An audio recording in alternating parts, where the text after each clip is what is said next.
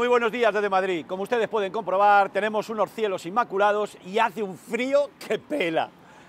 Lo que tenemos que hacer hoy es sencillo. ¿Qué conclusiones podemos extraer del comportamiento experimentado ayer por el Bitcoin?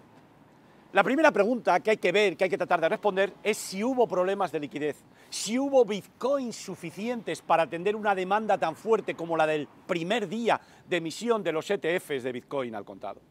En este sentido, a mí me gustaría que para contestar esta pregunta y en general para analizar el comportamiento de los mercados de Bitcoin, vamos a distinguir por un lado los mercados de futuros y por otro lado los mercados de Bitcoin al contado.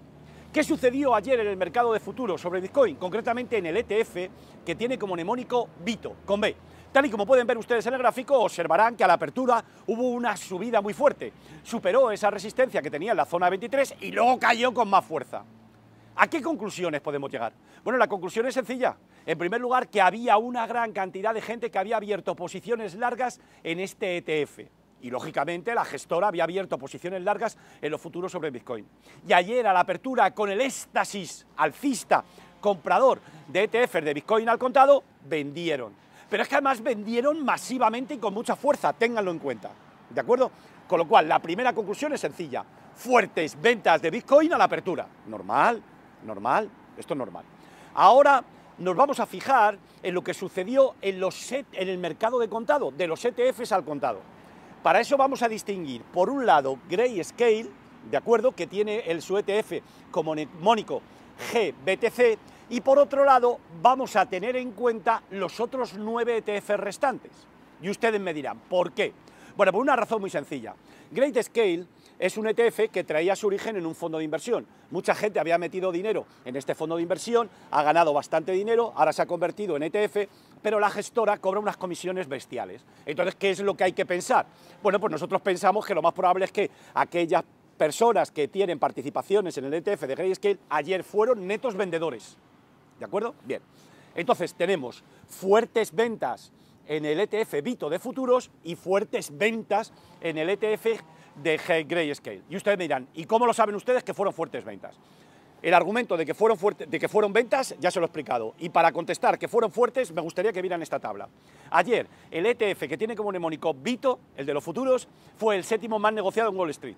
Y el que tiene como mnemónico GBTC, el de Grayscale, fue el 8º más negociado. Luego, la conclusión es sencilla. Ayer, a la apertura, fuertes ventas de Bitcoin. ¿De acuerdo? Y ahora me queda por analizar qué sucedió en los 9 ETFs restantes. Para contestar a esta pregunta, debemos de tener en cuenta que nosotros solamente tenemos datos de negociación, no tenemos datos de entrada de dinero o de posiciones netas que tengan ahora los ETFs. Pero podemos llegar a una conclusión, ¿eh? Fíjense en esta tabla.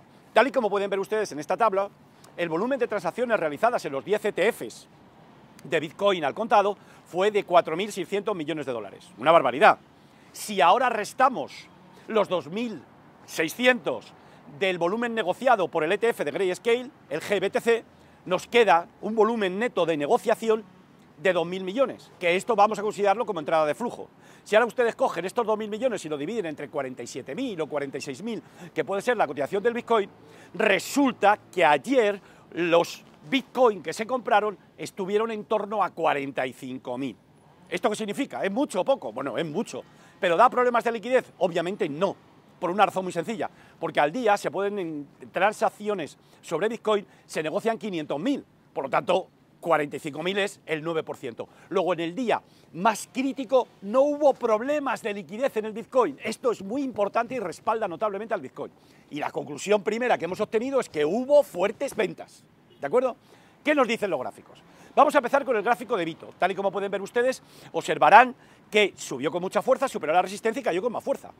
Fíjense ahora en el gráfico del ETF de ISER sobre Bitcoin, ¿de acuerdo? Ven ustedes ahí que abrió con fuerza al alza, se fue a la zona de 29 y a continuación retrocedió con fuerza. ¿A qué conclusión llegamos? Pues que hubo fortísimas ventas a la apertura en Bitcoin al contado. Y por lo tanto, ¿esto qué supone para la cotización del Bitcoin? Pues que se ha formado un techo entre 48.000 y 49.000. Eso es un muro. Eso es un muro. Y va a pasar tiempo hasta que sea capaz de superarlo. Esto es lo que pensamos nosotros en Opla Finance. ¿De acuerdo? Esto es lo que pensamos.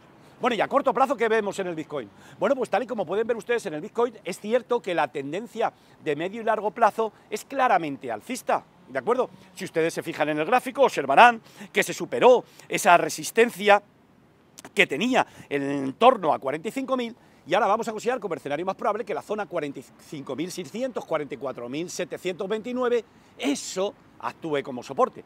Pero esperamos que se mueva lateralmente y será muy difícil que a corto plazo supere los máximos de la apertura de ayer.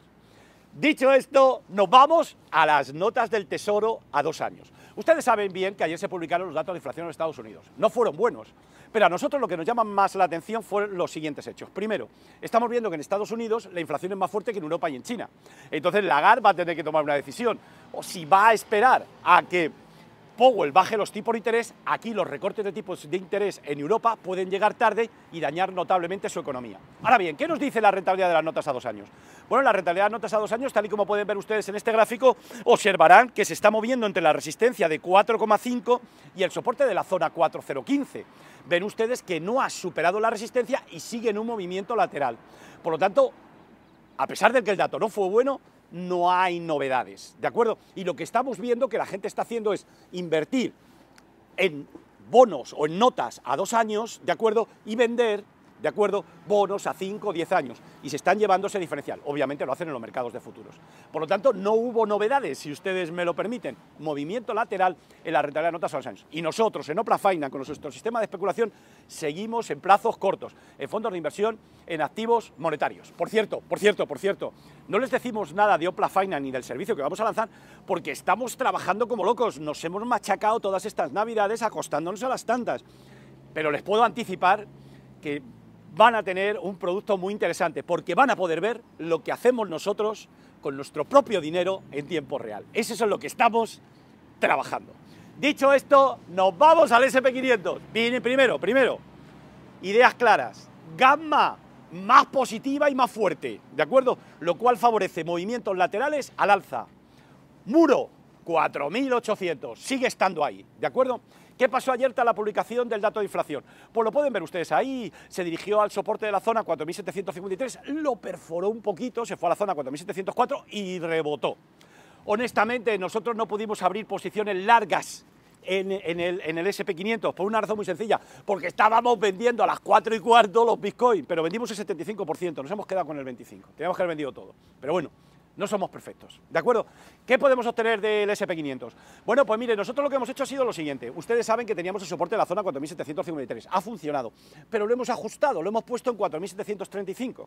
De tal manera que mientras el SP500 se mantenga por encima de 4.735, aunque nosotros no tenemos una posición larga, porque ayer no estuvimos atentos, mantenemos nuestra predisposición alcista.